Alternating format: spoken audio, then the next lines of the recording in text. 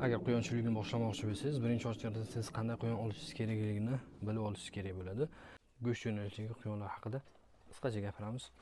Go'shtga yaxshi, ko'p bola tug'adi, go'shtga tez tayyor bo'ladi, ko'p demaylik. Sutdan chiqqan 2 oyliklarni, 1,5 oyliklarni olishingiz kerakmi? Qaysi birini olishingiz kerak? Bu quyonlarning hammasi 100% Leyla opani liniyasiga bo'lib taqaladi. Leyla opadan olib kelganmiz.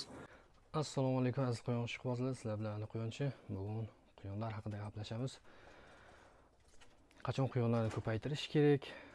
Nima bilan boshlash kerak? Qaysi etapda quyonlarga qanaqa muomala qilish kerak? Shular haqida va qaysi etapda qanday muammolarga duch kelasiz? Shular haqida qisqacha o'zimning tajribamni bo'lishmoqchiman. Bo'lmasa boshladik. Agar quyonchilikni boshlamoqchi bo'lsangiz, birinchi ochganda siz qanday quyon olishingiz kerakligini bilib olishingiz kerak bo'ladi. Mana haqiqiy olishingiz mumkin. Go'sht yo'nalishida juda ko'p tarqalgan. Go'shtga yaxshi, ko'p bola tug'adi, go'shtga tez tayyor bo'ladi, ko'p demaylik. Yoki-da boshqa dekorativni yoki kattaroq yoki kichikroq quyonlarni tanlashingiz kerak bo'ladi. Yo'nalishingizga qarab. Hozirda esa go'sht yo'nalishidagi quyonlar haqida qisqacha gapiramiz. Xo'p. Quyon tanladingiz, endi quyonni olib kelishingiz kerak. Qanday quyon olishingiz kerak? Mana unaqa kichkina 1 oylik bolachalarni olishingiz kerakmi, yo mana unaqa kattalarni olishingiz kerakmi, yoki-da mana unaqa sutdan chiqqan 2 oyliklarni, 1,5 oyliklarni olishingiz kerakmi? Qaysi birini olishingiz kerak? Shular haqida tavsiya beradiganim kattaroq quyon olganingiz ma'qulroq, ayniqsa bo'g'oz bo'lsa yaxshiroq. Bo'g'ozni ham qanaqasi? Bo'g'oz qochirilgan quyon. Hali qochirilgani ko'p bo'lgani yo'q. 5 kun, 10 kun bo'lgan. 5 kun, 10 kun bo'lgan quyonni bilish iloji bormi desa, bo'g'ozligini ba'zi bir alomatlardan bilsangiz bo'ladi. Bu qanday? Quyonni erkakka qo'shganingizdan keyin ertasi kuni uje qo'shilmaydi. Ya'ni quyon 1 kun ichida o'zi biladi bo'g'oz emasligini. Erkakka qo'shsangiz qo'shilmaydi. Xuddi ana shundan bilsangiz bo'ladi quyonni qochmaganligini. Bu bitta alomati.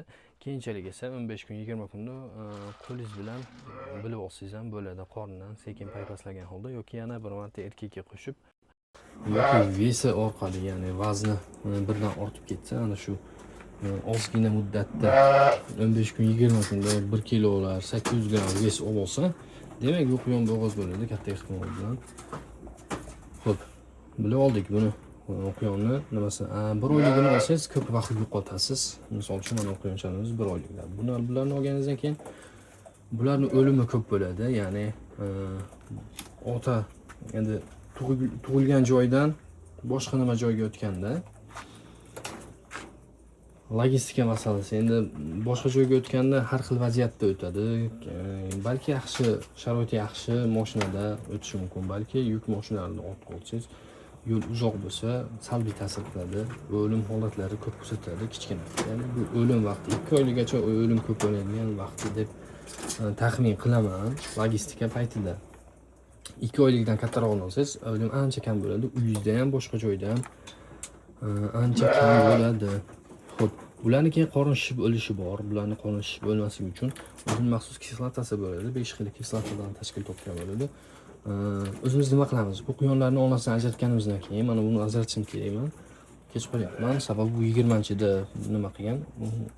Bugun 26-chi, ya'ni bir haftadan beri onasi bilan yotibdi. 3 kun oldin ajratishim kerak edi.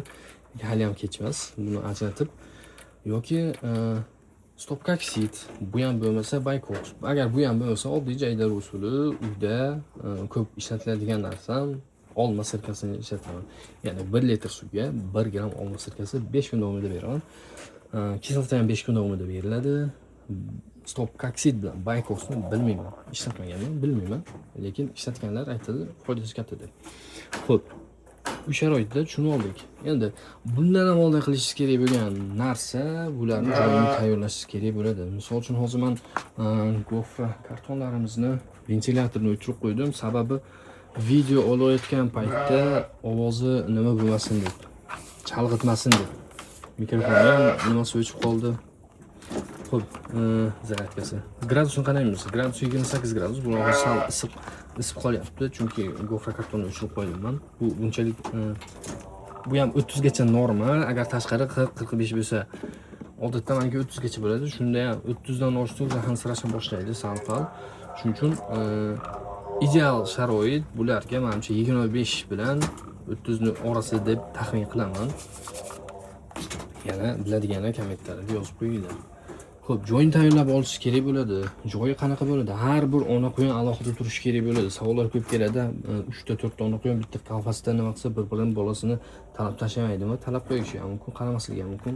3 ta ona quyondan bittasini bolasi qolib ketishi ham mumkin. Chunki bunisi bugun tug'sa, bunisi ertaga tug'sa, bunisi 2 kundan keyin tug'sa, eng kichigini sutini ham bunisi emib qo'yadi, bunisini sutini ham bunisi emib qo'yish nimasi bor.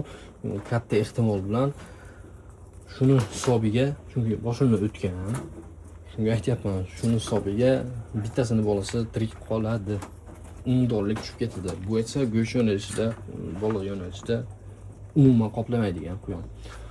Xo'p, yaxshi variant bo'g'ozdagi, yo bo'g'oz bo'lmaydi desangiz, mana unaqa tayyor quyon olganingiz ma'qul. Mana bu quyonimiz bo'g'oz adashmasam bir marta tug'gan hattoki. Bu go'shtga ketadi, bu tug'madi mana. 24-dan tug'ish kerak edi, tug'madi. 23-si qo'shganimda bu qo'shilib qoldi. Shu hisobiga keyin oq narsa ham tushdi, oldin ham tushgan edi. Boshqa quyondan 2-3 marta 2-3 oy olib yurdim. Xullas bo'lmadi, keyin so'ydim. Xullas bu ham javobini beramiz. Mana quyonlarimiz tug'ish kerak. Mana 23-chi tug'ish kerak, 24-da tug'ish kerak. Bugun ukol qilishim kerak. Men bularni o'zi o'sha kuni ukol qilishim kerak edi, lekin ozgina kuchga qaror qildim.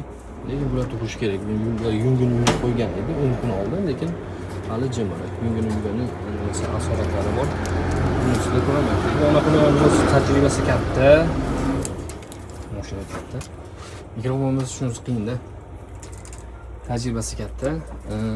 Hozir sizlarga ikkinchi marta ona bo'lmoqchi bo'lgan quyonlarni ko'rsataman. Mana bu quyonimiz adashmasam birinchi marta bo'lmas.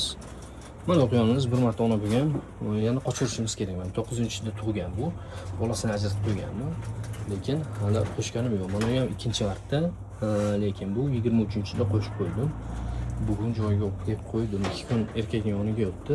O'zim ham ko'rdim. Prosta qo'yganim vaqtim bo'lmayotgan edi.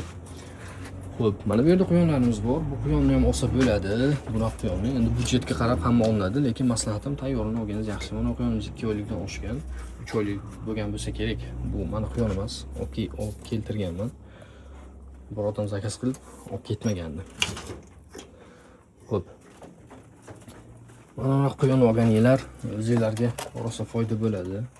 Mana quyonlarimiz joyga yaqinlashib qolgan quyonlarimiz 3 oydan bo'lganda aniq vaqtini bilmayman, lekin 3 oyga yaqinlashib qolgan. Chunki 2,5-3 kilo bo'lib qoldi-da bular.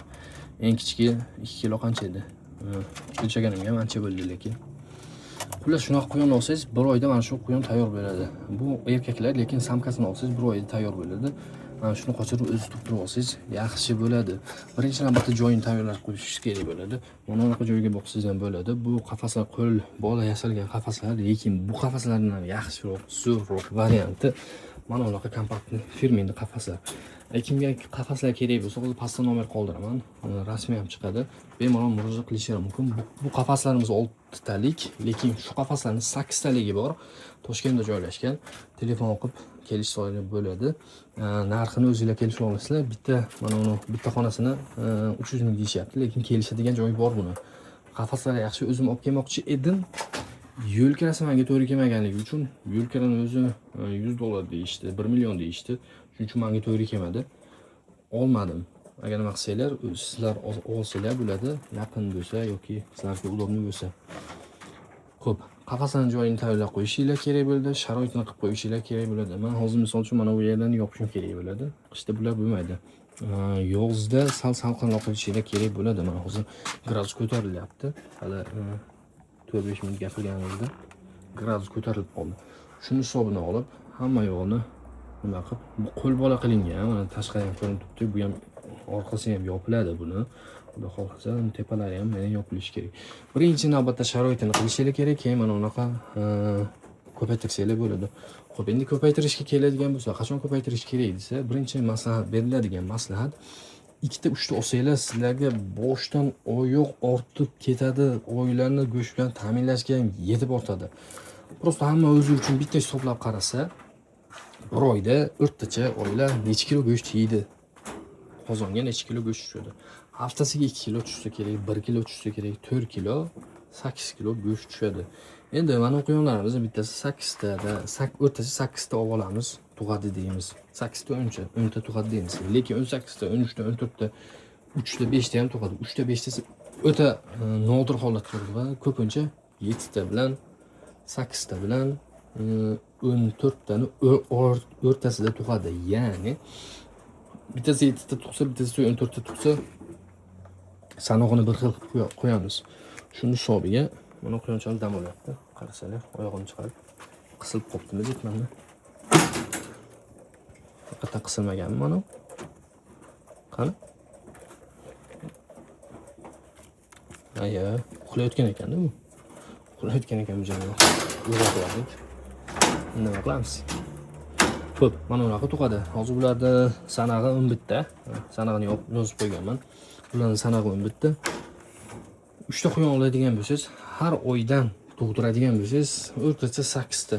8 ta quyon degani 3 oydan keyin har biri 1 kilo 200, 1 kilo 300 dan go'sht qilib beradi sizga. Kamida o'zini ovqati bilan, o'zini mana bunaqa granula ovqati bilan shunaqa bo'ladi. Oddiy po'choq bo'ladigan bo'lsa, sal sekin bo'ladi, lekin shunday.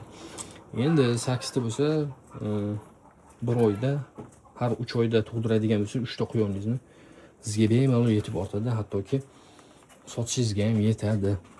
Shuning uchun 3 tani ko'paytirib olasiz. 3-4 marta bolasini olib katta qilganingizdan keyin buni kasal bo'lishi bor. Kasal bo'lsa, biladigan odamlardan so'rab, surishtirib, bilib davolaysiz. Bu 3 tani 3-4 marta bolasini olaman deguncha ancha tajribangiz yetilib qoladi. Ana shunda keyin kattalashtirsangiz bo'ladi. Ungacha quyon tilini tushunib olasiz, sotishini, odamlar so'rashini, ko'nikib qolasiz so'rashiga, keyin yetkazishni o'ylaysiz.